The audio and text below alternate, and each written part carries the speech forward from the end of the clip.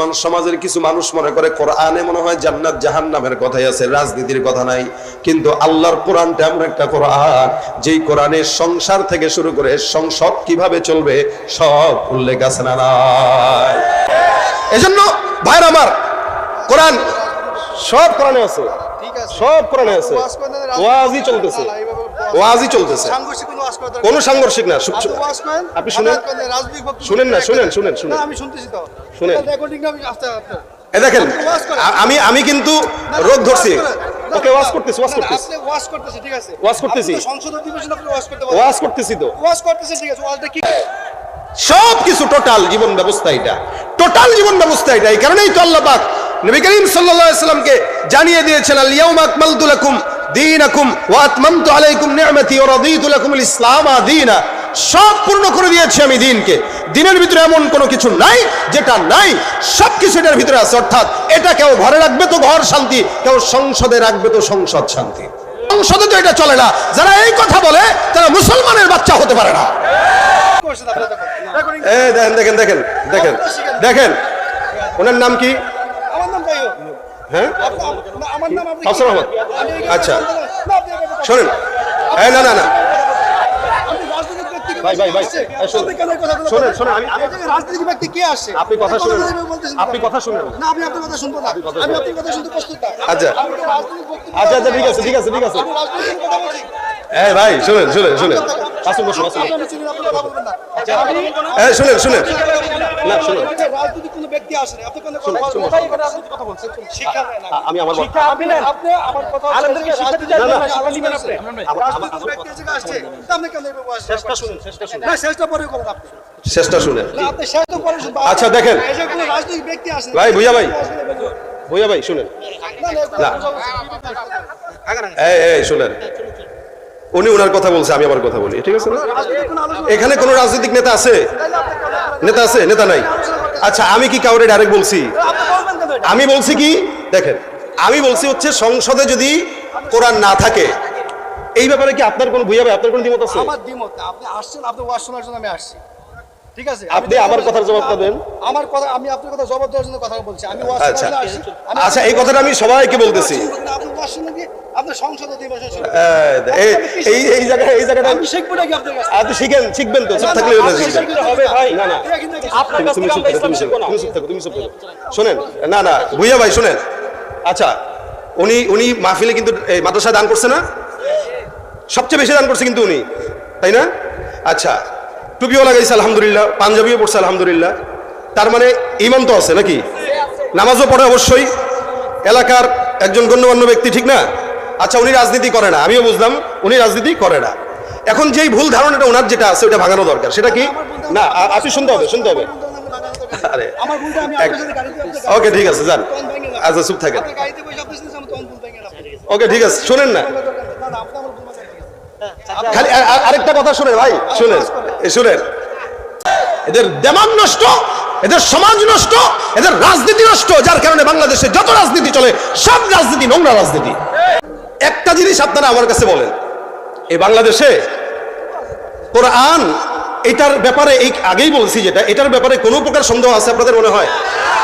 আচ্ছা, এইটা পুরা বিশ্বের সব জায়গায় দরকার আছে কিনা বলেন?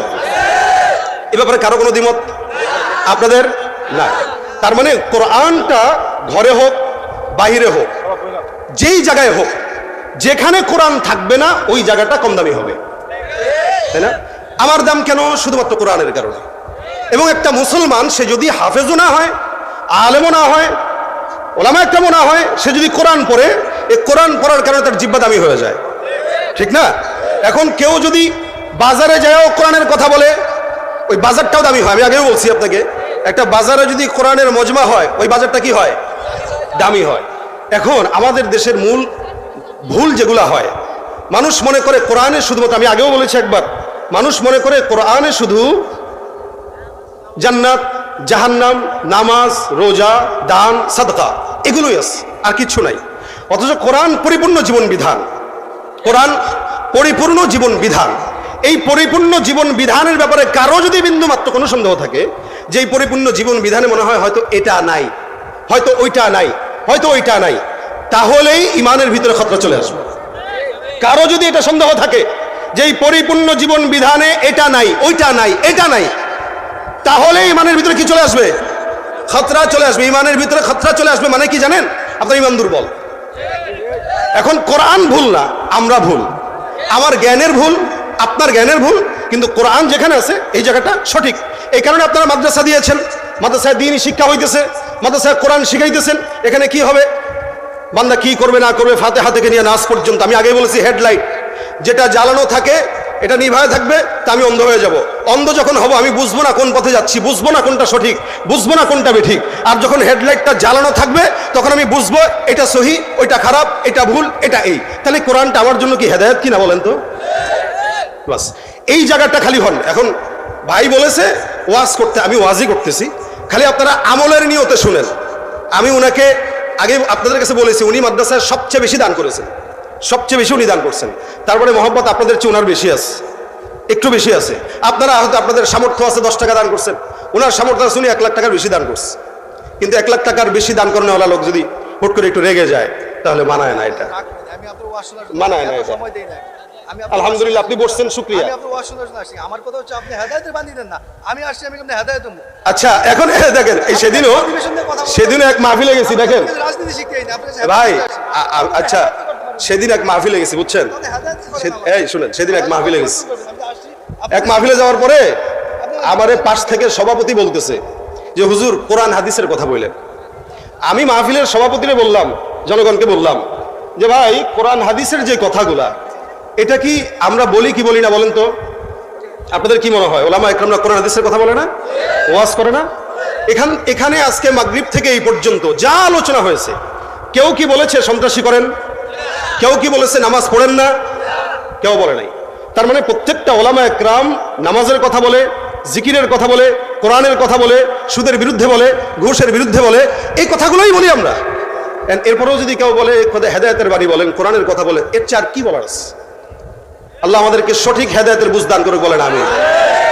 এটা প্রত্যেকটা মাহফিলে আপনারা খেয়াল রাখবেন, আল্লাহ যেন আমাদের বিরুদ্ধে যেটাই যাক যাক, অথবা আমার বিরুদ্ধেও যদি আমাকেও যদি কখনো দেখেন, আমি হযরত ওমর ফারুকের কথা আমি নকল করে আপনাদেরকে বলছি।